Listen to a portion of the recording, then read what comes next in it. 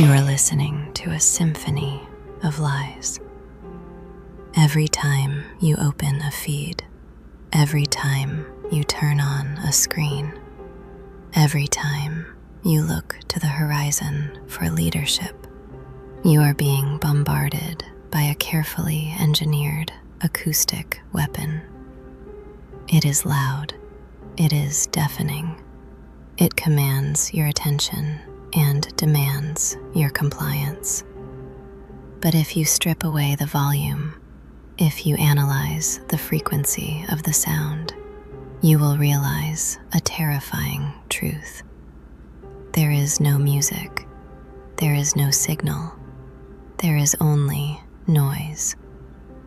In the 16th century, Michel de Nostradamus, the man you know as Nostradamus, stared into the abyss of the future and documented the architecture of our current reality. He did not just see wars of iron and blood. He saw the wars of the mind. He warned us of an era defined by what he called the false trumpets. He foresaw a time when the world would not be conquered by brilliant tacticians or divine visionaries, but captured by empty prophets, men and women who possess no inherent power, no genuine wisdom, and no true authority, yet command the minds of millions through the sheer brute force of manufactured amplification. Today, we are living in the climax of that prophecy. You call it the 24-hour news cycle. You call it the algorithm. You call it the influencer economy or the political establishment. Nostradamus called it the Great Deception. This is a strategic briefing on the mechanics of propaganda in the digital age. We are not going to complain about the media. We are not going to whine about the death of truth. Complaining is the behavior of the prey. We are going to dissect the false trumpet. We are going to reverse engineer the empty prophet. And we are going to teach you how to use their deafening noise as the ultimate camouflage for your own silent, absolute conquest. Fate is a code to be broken. Let us break the acoustic illusion.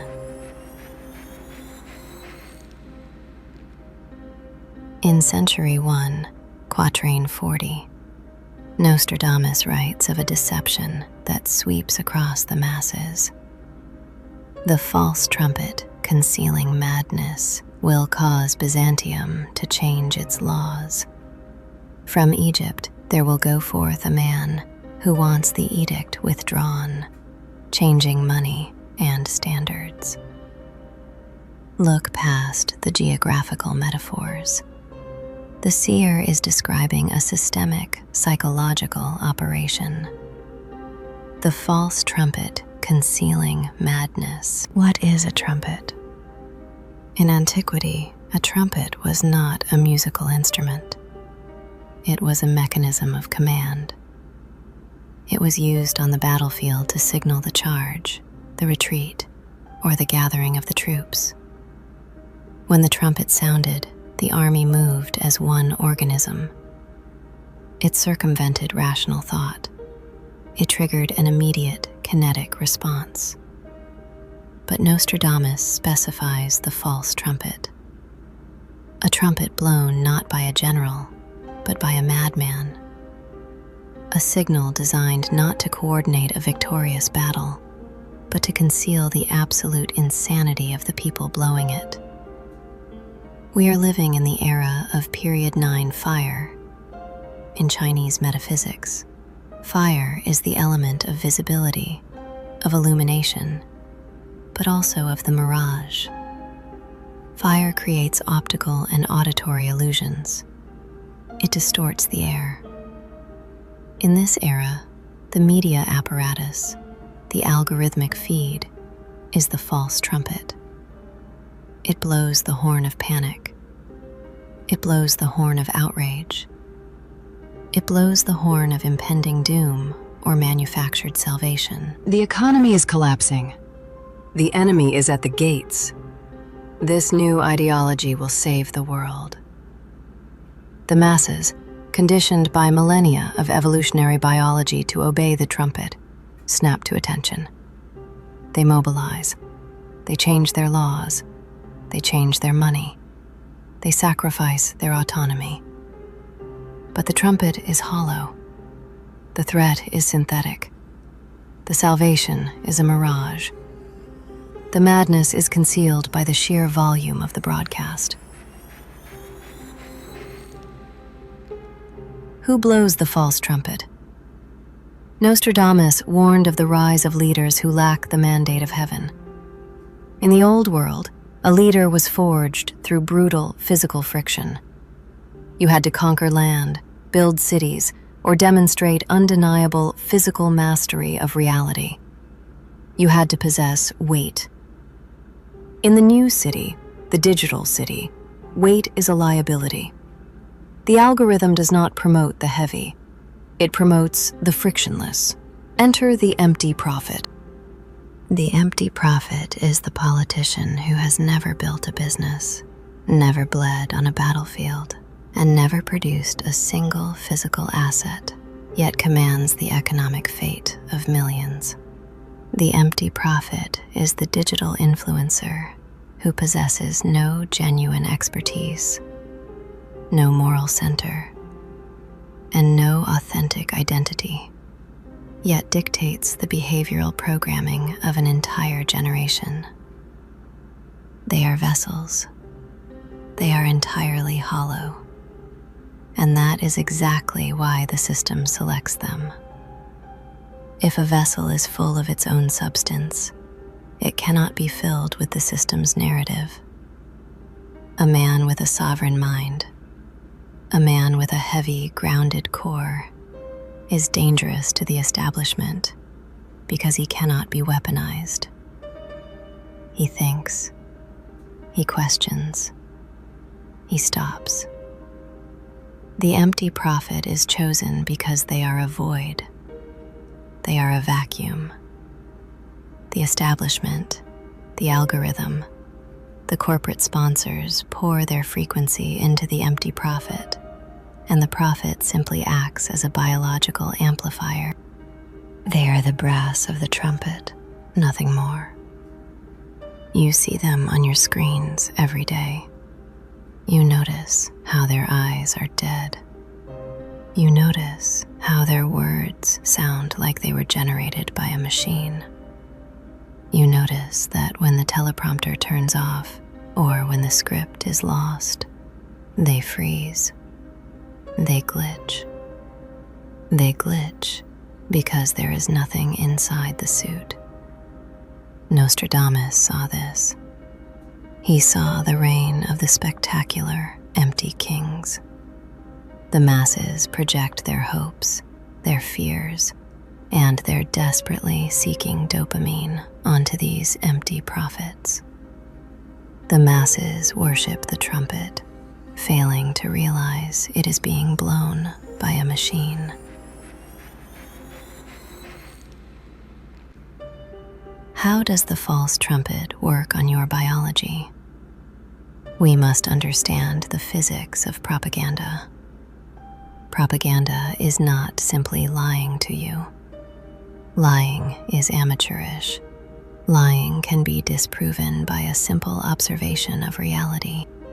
True propaganda, the kind Nostradamus warned would conceal madness, operates by replacing your reality entirely.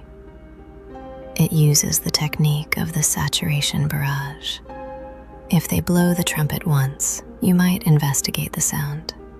You might step outside your door, look at the horizon, and realize there is no invading army. You might trust your own eyes. But if they blow 1,000 trumpets from 1,000 different directions, continuously, 24 hours a day, your nervous system collapses. Your amygdala is hijacked. Your brain is trapped in a perpetual state of hypervigilance. You no longer have the cognitive bandwidth to step outside and check the horizon. The false trumpet creates a hyper-reality. In this hyper-reality, the map replaces the territory. The news report about the economy becomes more real to you than the actual money in your physical pocket. The algorithmic outrage about a distant cultural conflict becomes more real to you than your actual relationship with your physical neighbor. They blow the trumpet of division. They convince the wood element that the earth element is the enemy. They convince the water element that the metal element is the oppressor. They engineer synthetic friction. Why? Because a population that is fighting a synthetic war is a population that is blind to the actual theft occurring in the physical world. While you are screaming at the empty prophet on your screen, arguing in the digital coliseum, the architects of the new city are quietly changing the laws. They are changing the money. Just as the quatrain predicted, they are extracting your wealth, your property, and your kinetic energy, while you are paralyzed by the auditory illusion of the false trumpet. Why do we fall for it? Why, despite all our access to information, does humanity consistently march to the beat of the empty drum? You must look into the dark mirror of human nature. Freedom is terrifying. Absolute autonomy is a crushing psychological burden.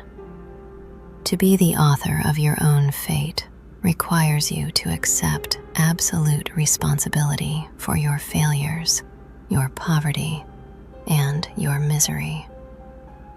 Most human beings cannot survive that weight. They do not want to be sovereign. They want to be saved. They possess a deep, saturnine desire for the chain. They want a king. They want a prophet.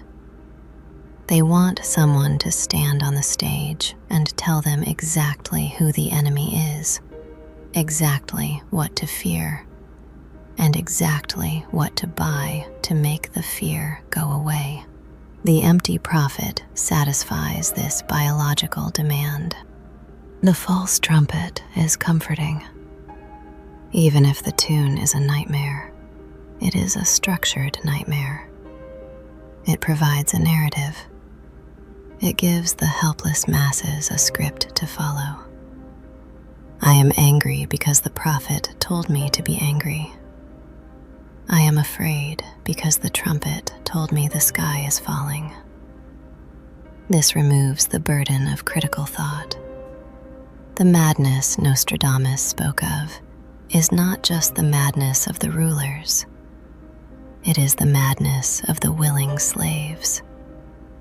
It is the psychosis of a population that would rather worship a plastic, hollow idol than stand naked in the silent, terrifying reality of their own freedom. Now we transition from the diagnosis to the operation. We do not study Nostradamus to become paranoid.